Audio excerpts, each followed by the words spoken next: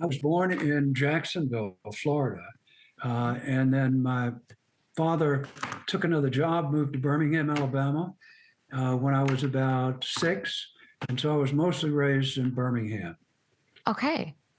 In Mhm. Alabama, right? But where are you right now? Are you? I'm on the Mississippi coast. I'm in a little town called Ocean Springs, Mississippi. And last week I was fishing for redfish in Louisiana with Meredith McCord. Do you know her? Yes, very well. I love Meredith. Yeah, Meredith is a great friend of mine, and I was down at her little lodge in Louisiana fishing with her. Yeah. Yeah, How was it? it was not good. We had unbelievably cold weather. We had a freak cold snap down here, and it drove all the redfish out of the marsh. And the fishing was not good, but the eating and the companionship and the camaraderie and the fun was just super good. So it didn't really matter. It makes up for it. I was in Arkansas and North Carolina all month last month, and I cannot believe how cold it was. That's unusual, right? Very unusual. Very unusual. I mean, this cold snap that we had in Louisiana was freakish. I had my friend Ethan Hawke, the actor, and his son Yeah. down there with me, and they had never fished for redfish. So I really wanted to put them on some fish. Each of them caught one of those big bull reds, and that was it. That was all we got for 3 days of fishing. Yeah, that's One tough. day we couldn't go out at all. We went bowling and hunting instead. Gotcha. Yeah. Okay, so bring me back to your childhood, and I never know how to tactfully ask how old somebody is, but if you can give me a rough era as to where we're talking when we think about your childhood, kind of 1 to 10. No, I'm happy to tell. I'm 82 years old, Oh and wow. happy to be that because so many of my friends that old are no longer with us. So I'm still going pretty strong, and had a great childhood. Had wonderful parents, unlike a lot of my friends, and was educated sort of spottily. I went to Choate Prep School in Connecticut for a couple of years. Didn't like it. Took off, hitchhiked around the country, learned a lot of things and things that I wanted to do and things I didn't want to do. And then came back, went to Washington Lee University for college, left that, went on the road again, finally finished up at a wonderful little university called Birmingham Southern in Birmingham, Alabama, which is where I met my wife, who was then Miss Alabama. And we got married 62 years ago, April. Oh my gosh, Um, congratulations. I know, right? Yeah. And we have had a terrific ride. We've lived all over the world and traveled all over the world and raised 3 wonderful children, have 5 great grandchildren. So it has been, for me, a great kick at the can. I've been able to do everything I ever wanted to do and more, and still have my health and still have the affection of my life partner and my children. So I'm a happy man. Excellent. I'm happy that you're a happy man. There's no way I'm going to let you slide with just that timeline that quickly. I'm going to have to go back through and pick through it if you don't mind. I tried to cover it all pretty quickly. Yeah, I'll say, okay, it's been 5 minutes. Thank you very much, Mr. Gaines. See you later. No, we're gonna pick through it if you don't mind. Let me go all the way back then, before prep school. Before prep school. Yeah. Um, Yeah. were your parents? I mean, this is kind of a personal question, but were your parents together? Did you have a regular upbringing? Quote unquote regular upbringing when you were younger? Had a wonderful, luckily, my parents were together their whole lives. My father died at 86, my mother at 94, and they had a very happy marriage. They were well off.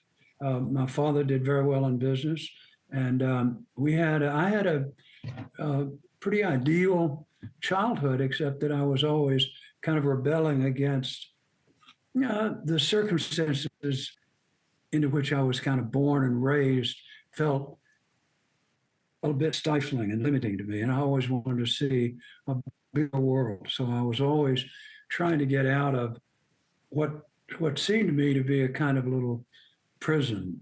Mountain Brook was the name of the area outside of Birmingham where I grew up. And it was a small, affluent area where the male children grew up, all went to the same schools, married debutantes, went to work for their fathers. And that was their life, and they didn't really get to do any of the things they wanted to do until they were retired at 65 or 70 and were too old to really enjoy it. And that was not the life I wanted. So aside from my own rebelliousness, I had a perfect childhood. Is that what got you into fishing and the outdoors? Yeah. Yeah. I mean, I knew from early on that I wanted to be a writer. And I knew from early on that I wanted to do a lot of outside writing because I had read A.J. McLean was my favorite outdoor writer. You're too young to remember him, but he was the fishing editor for Field and Stream, I think, or Outdoor Life. I forget which one. He wrote a great book called the Encyclopedia of Fishing, McLean's Encyclopedia of Fishing, which is a wonderful book. And he was a very good writer, and he'd write these columns about going to Zambia for tiger fish, going to Mongolia for taimen, going to Argentina for Dorado. And I was thinking, and also he was a great cook. And I liked to cook from the time I was really young, still love it. And so he would write about treat bleu, the great French way of boiling trout. And, all these different recipes. I was thinking, man, that is the life I want right there. So as soon as I got into a position where I could do it, I became a journalist and started doing fishing stories and had a great gig. I wrote for all three of the outdoor magazines for years, and I have been able to travel everywhere I ever wanted to go, catch every fish I ever wanted to fish on my life list, except for one, April, and I'm too old to go do it now. That's the only fish on my A.J. McLean life list that I haven't been able to do, and that's a mahshir.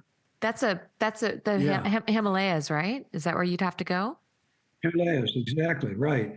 And I have a friend who owns a great lodge in Argentina, in northern Patagonia, who hooked me up. This was about 2 years ago, and he called me up and said, Charles, I got the deal for you on your mahshir, because he knew it was the only fish I hadn't caught. And he has a friend who's running a float trip down the upper Ganges, right where it comes out of the Himalayas. And it's like a 5-day float. And I've had both my hips replaced 3 times. And I've had both shoulders replaced and both knees replaced. And so I looked into it, and there's no phone contact, no radio contact. And it's a really rough river and a rough float. And my wife and I just decided we're just going to have to skip that one. Well, I think that's fair if it's your last one. Is that the only option? Yeah. I'm scanning my brain thinking about who I know right now. Yeah, I think they're all rafting trips, aren't they? Yeah. Well, it's almost good to have one hole in your life plan. It's almost good rather than having completed it. It's almost good to have one gap and to say, okay, that's fine. I'm good with that. I can live with that. I like your optimism. That's what I am. Right. No, exactly. Yeah.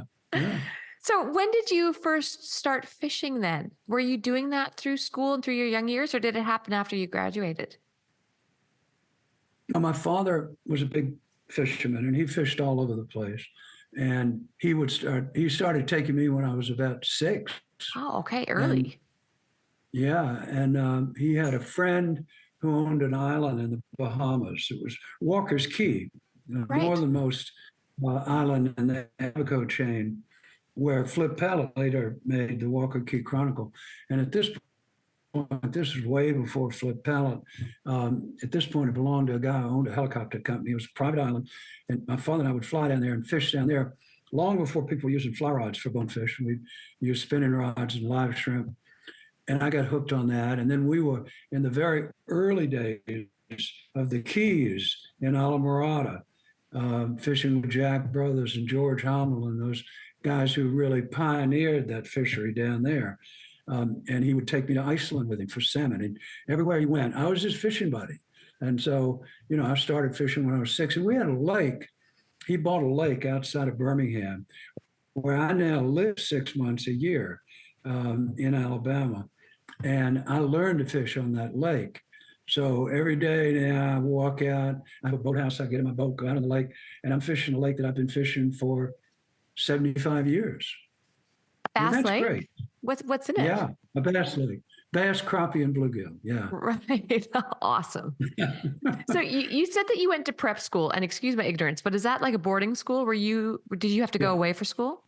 Yeah, I lived in Alabama, and this place was in Connecticut. You know, it was a sort of famous Eastern prep school. At that point, had no girls in it. If it had, I would have stayed.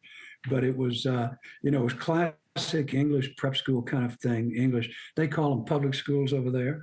Eton and what are the other ones? There are a bunch of them in England. These were Groton, Choate, Andover, Exeter, all school, Lawrenceville. Those schools were based on that English system, and it just didn't suit me. Wasn't what I wanted to do, so I didn't stay very long. Right. Got it. So did you end up graduating?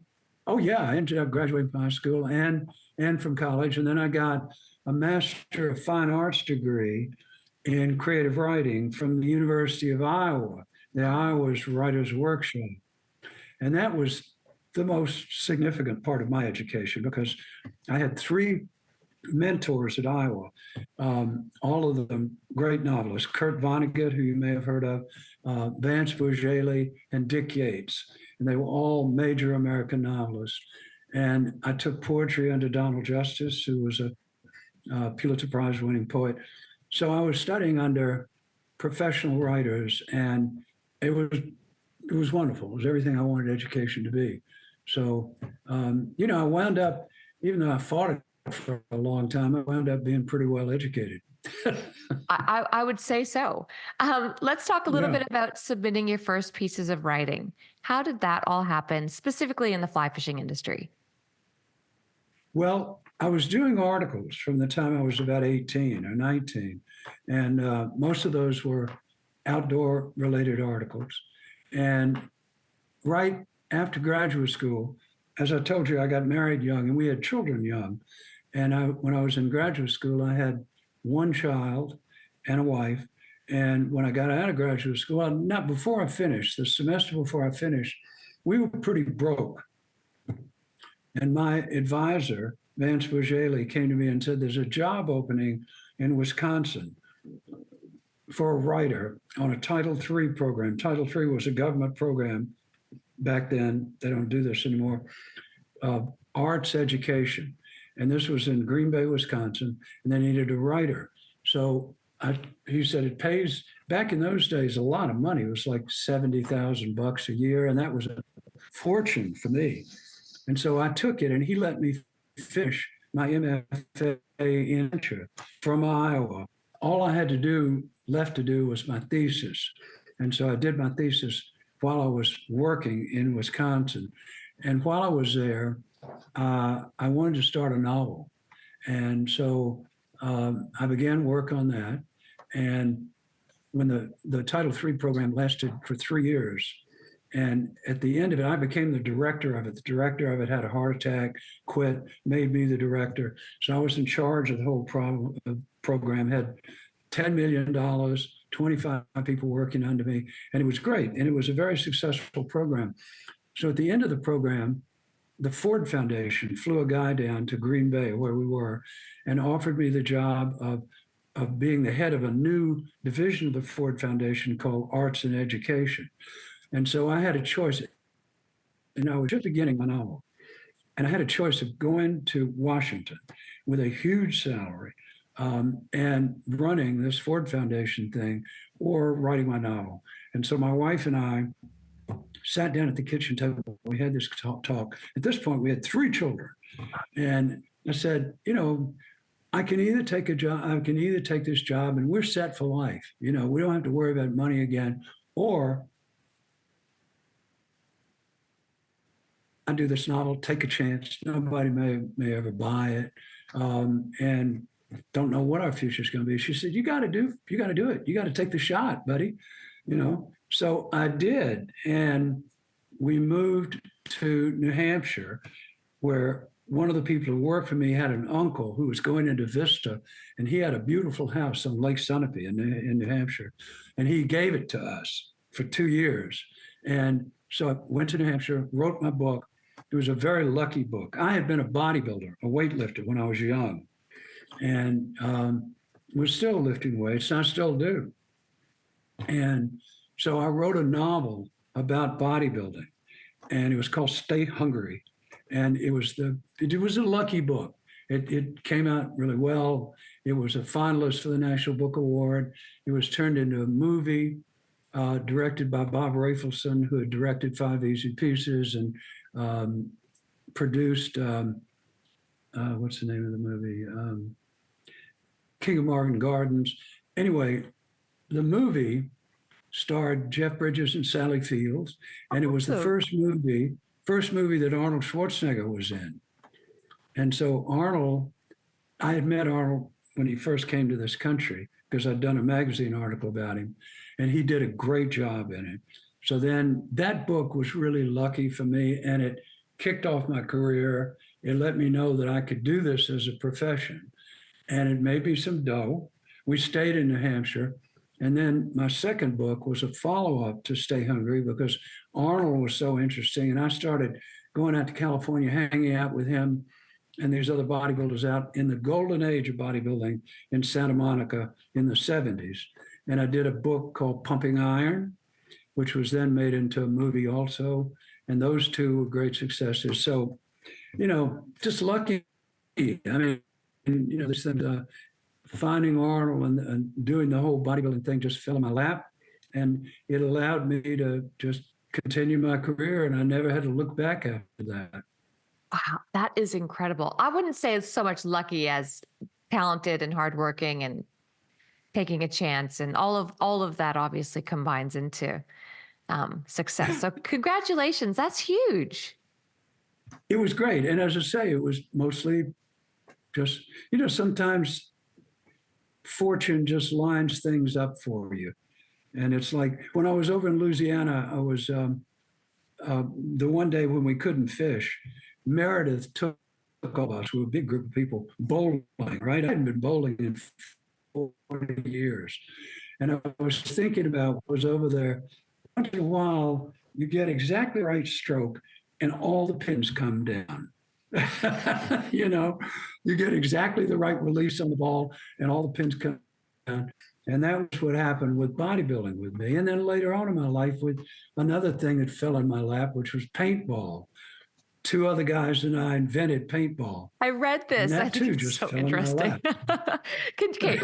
Hang on. Tell me about paintball. I've got fishing questions, but I need to hear the paintball story from you.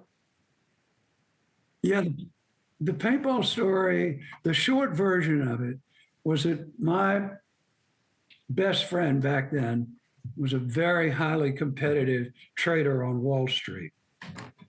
And he and I competed at everything. He lived in New York, I lived in New Hampshire. And so we were talking one day about the nature of survival. And he believed and argued that survival was an instinct that you either had or you didn't have. And if you had it, you could survive in any circumstance, any context.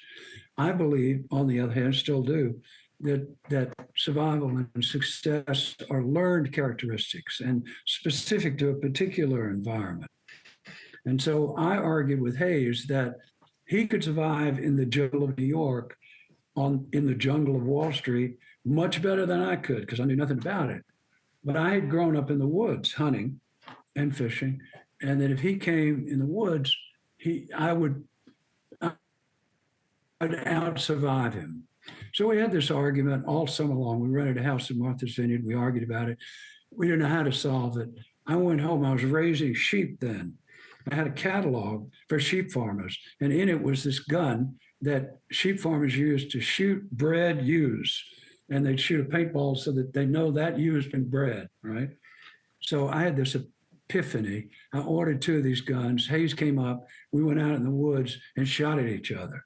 And we put on camo clothes, goggles, took two of these guns, and we had 100 acres of woods out behind my house.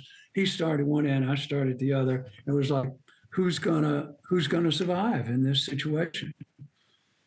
And I mean, I had all the advantages, and so I shot him first.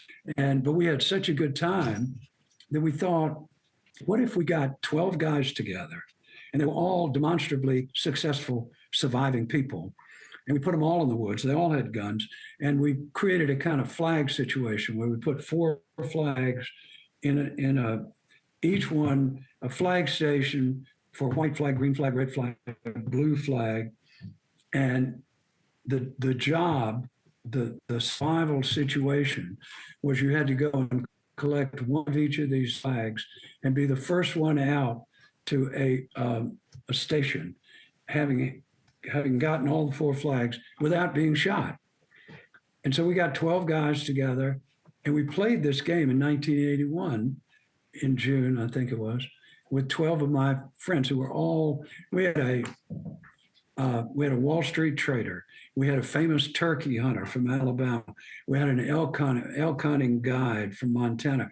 We had a Green Beret lieutenant. We had a movie producer.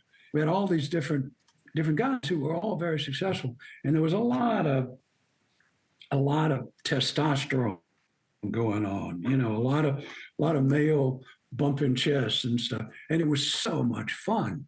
So there were 3 writers friends of mine who came to this. They wrote stories about it.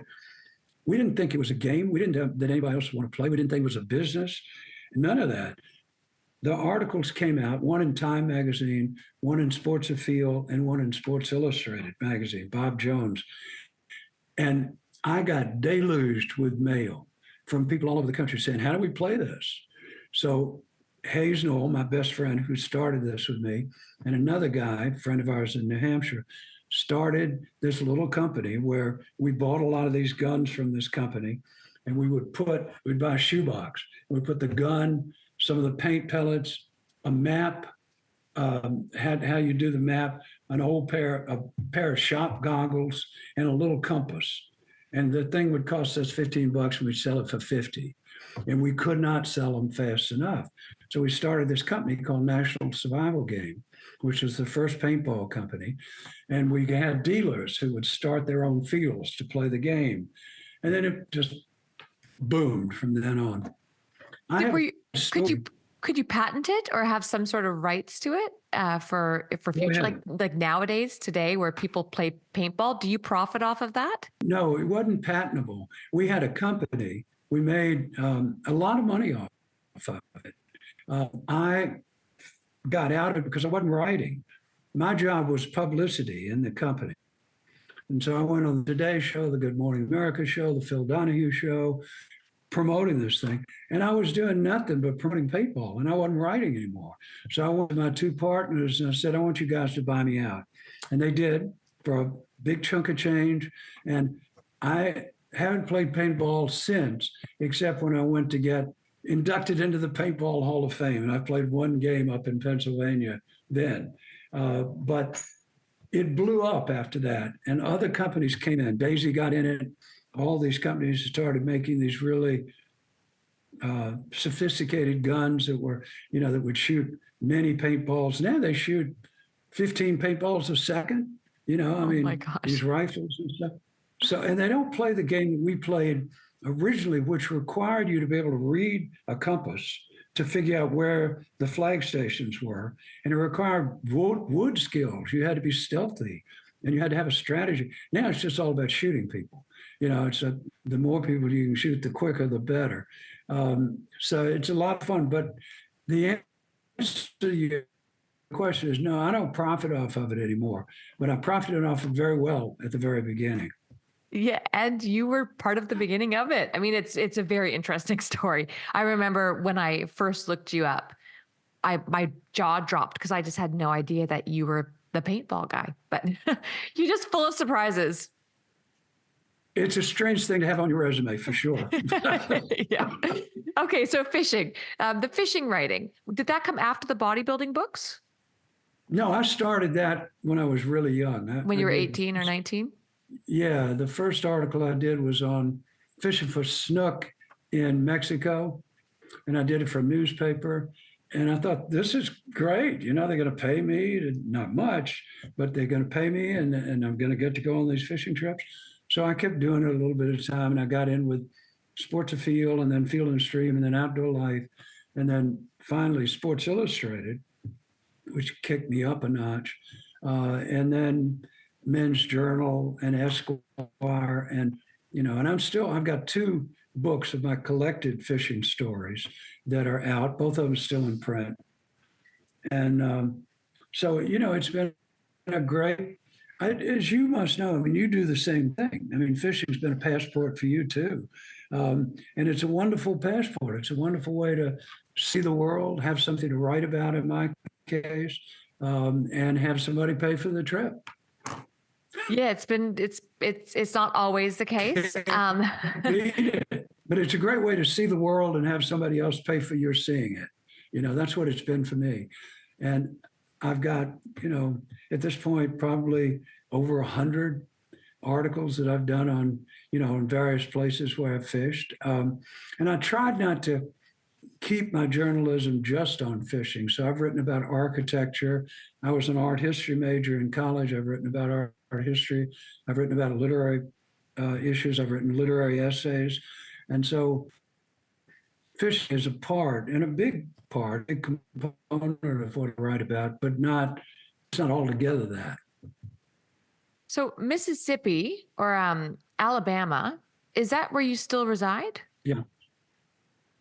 Yeah, And I still live half the year in Alabama. The wintertime, we live in Alabama on the lake that I told you about that my father bought back in the 50s. And then the other 6 months, we live in Paradise in Nova Scotia. You were up there, weren't you, at one point? I just missed meeting you. You were on the Margaree River, as I remember, at that conclave that they have up there. I was in New Brunswick. I In don't New Brunswick. recall, Yeah. but my family's from Newfoundland. So I definitely have spent my fair share of time over on the Maritimes. But Nova Scotia, otherwise known as New Scotland, it's Yeah. it's one of the most special. I almost feel like it's kind of, I mean, it's moving forward, but you can go back east and still feel like like times haven't quite moved as fast as maybe they have in Vancouver. Does that sound like I'm being unkind, or is that pretty accurate? No, no, no. That's exactly right. That's what we love about it. It's like living back in the 50s. We don't lock our car, we don't lock our house. There's no crime. You cross the street, all the cars stop. People are polite, they're kind. There's none of the kind of divisiveness that we have in the U.S. right now up there. So we love it. I'm shocked right now because I figured you were going to tell me you lived half the year in Alabama and half the year in Florida. Nova Scotia? What? I have to regroup on this so that I can actually kind of think about where I'm going to take this conversation. How did that happen? Well, I wrote a whole book about it called A Family Place, about how we came to be in Nova Scotia. And it basically was when we lived in New Hampshire, I used to go to the Maritimes, New Brunswick, Nova Scotia, to shoot woodcock and grouse because I love bird shooting and I train and raise bird dogs. I used to go up there to shoot. And then I found out about the Margaree River and I started going up to fish for salmon. And I loved it. And I took my wife up there. She loved it, and built a little camp up there where we could go for a few weeks in the summer. And that's the way it started. And we got more and more, fell more and more in love with it, built a much bigger place.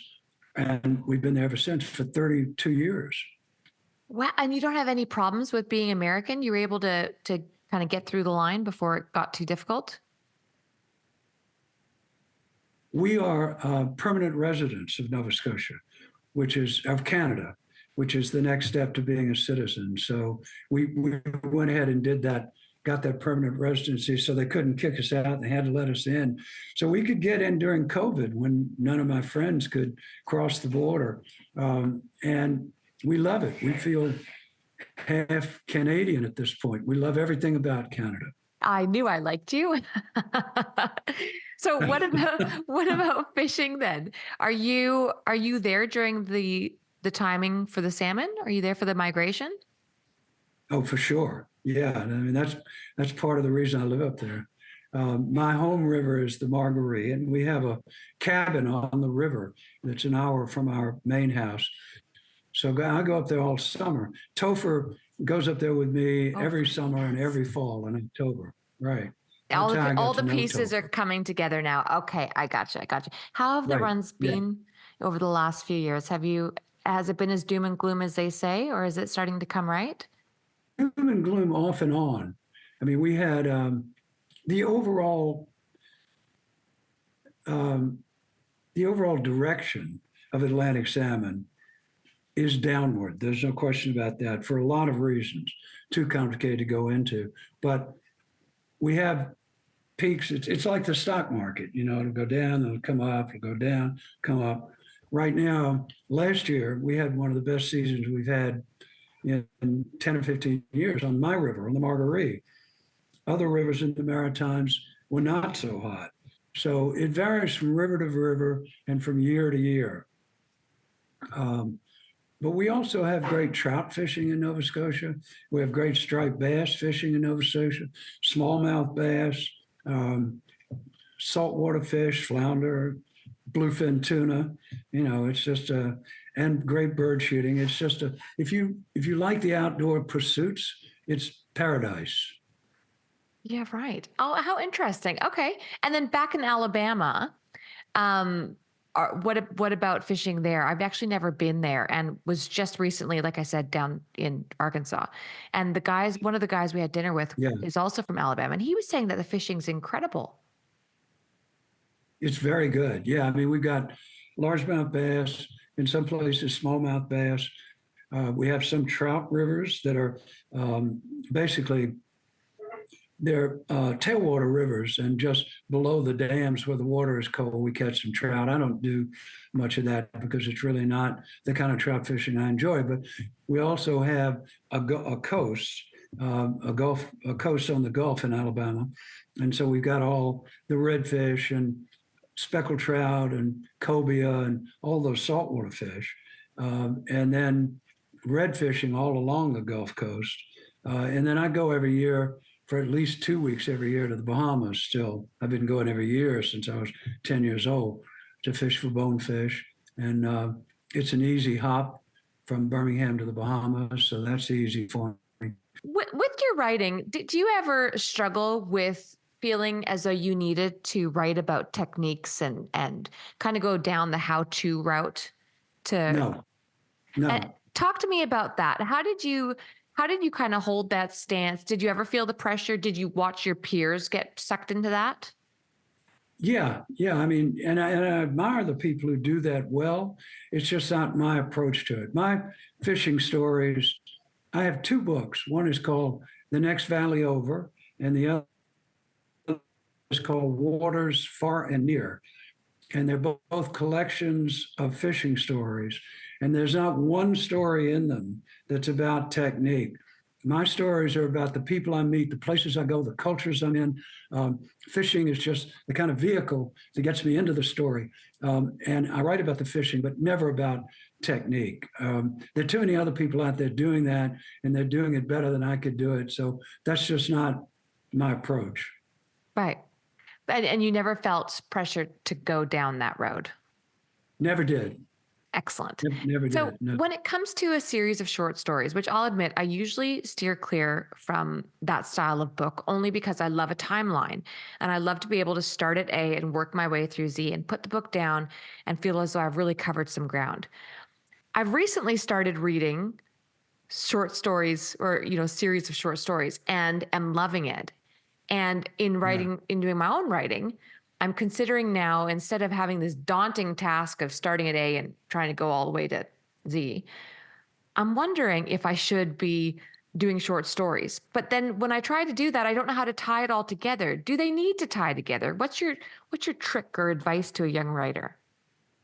No, they don't need to tie together necessarily. What you're calling short stories, technically, a short story is fiction. Oh, okay.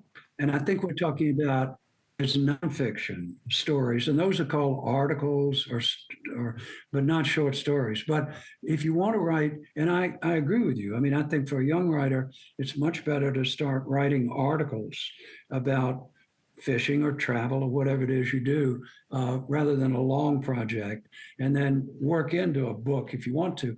But there's nothing that says that the articles that you write have to have a connecting theme. You can just take a collection of articles and put them together into a book. Do yours tie together? If I were to start, or are they at least in sequence as far as timing, or are they Yeah, are they yeah, no, scattered? are they what? Scattered. No, they're scattered. I mean, my 2 volumes of fishing articles are all over the world. I mean, each one of them is in a different place. And there's nothing connecting them other than me, the narrator, the writer. And they are really travel stories more than they're fishing stories. Because fishing stories are about almost entirely the fishing, the little reel screams kind of stories, the equivalent of the grip and grin photographs. And that's never interested me. I mean, what's interested me now, particularly now at my age, because I've caught everything I ever wanted to catch, and, is the people I'm with and the place where I am, and getting into the culture of where I am, and investigating, the professions of the people that I meet and so forth. And so if you don't have a copy, order a copy of Waters Far and Near or The Next Valley Over. And they're both still in print. You can get them on Amazon. And it'll show you kind of how you put together a collection of articles. I mean, they're both kind of traditional books in the sense that they represent a long tradition of writing of this kind. Tom McGuane, William Bradford Huey, Russell Chatham. These are all people who put together stories like I've done. And, you read one of these collections and you say, yeah, I can do that, and then you also find out what in those stories interests you. Is it the fishing by itself? Well, in that case, that's what you write about. Ignore everything else. If it's the people and the places that you go into, then the fishing becomes secondary. But you kind of find your voice and you find your way into the way you want to be, or that kind of a writer, by reading people who've done it well. Yeah, and you're right, actually. And I'm eating my words because I do. I mean, I cut my teeth on Roderick Haig Brown, who does obviously a lot of that as well. And obviously McGuane and some of the greats. But I guess I'm just having a really hard time creatively with mine and trying to figure out how to tie them all together. Can you have an underlying tone that remains consistent throughout the book? I mean, not just your style, but can you kind of come back to the same people and have that tie together, or do they need to be completely independent?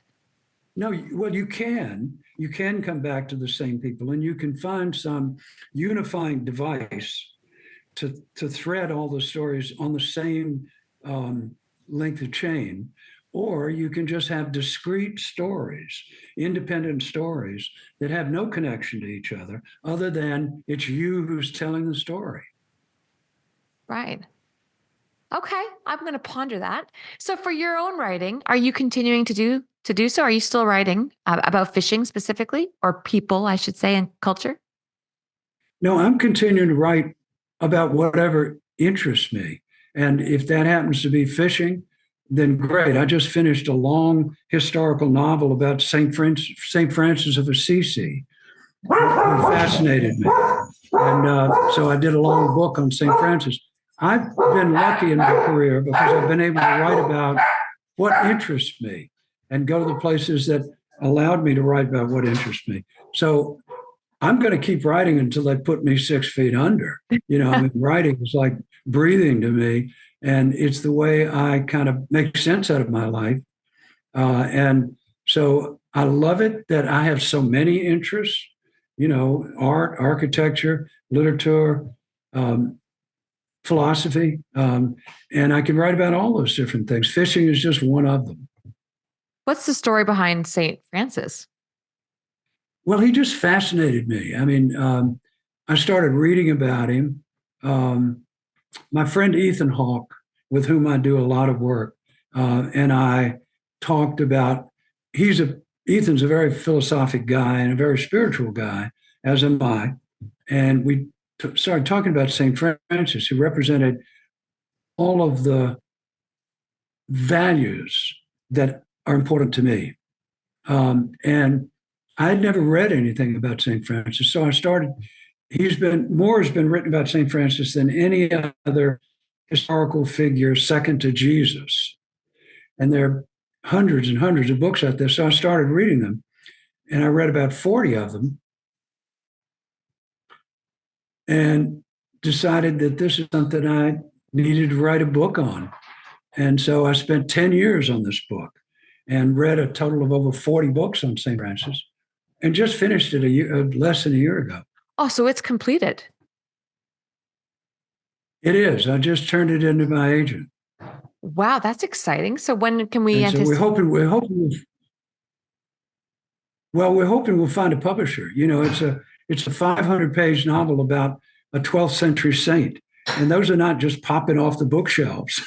So, you know, we may or may not find a publisher. I'm hopeful that we will. I think we will. But he's got his job. My agent has his job cut out for him in finding somebody who will publish it. How does your book differ from the rest of the books out there on this My subject? book about St. Francis? Mhm. Well, almost all of the books, the other books are hagiographies, it's called, which means it's a nonfiction account of the life of St. Francis. Mine is a novel. I novelize St. Francis. In other words, I don't have to stick to the facts. I can invent situations, people, and so forth.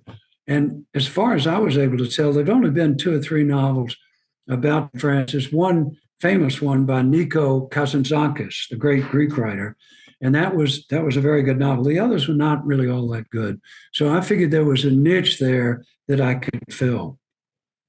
I've got a guy here who I've got to meet. We're right at the hour. It's no problem at all. Yeah, Yeah. we're all good.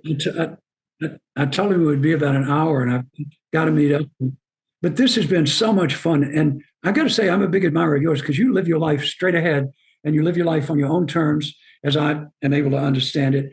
And there's a great phrase from the great American poet Robert Bly, who I wrote about, did some articles about him, and his injunction in life, which I've taken for my own now, is follow your bliss.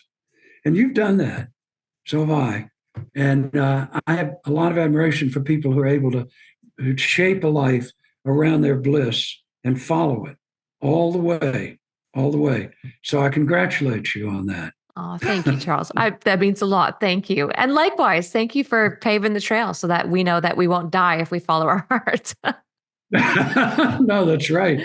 I hope you come up to Nova Scotia sometime. And if you do, please get in touch with me and let me show you the ropes up there. Topher and I would love to host you anytime you want to come, show you the Marguerite and the Middle and the Bedeck, the rivers that we fish up there. They're all wonderful.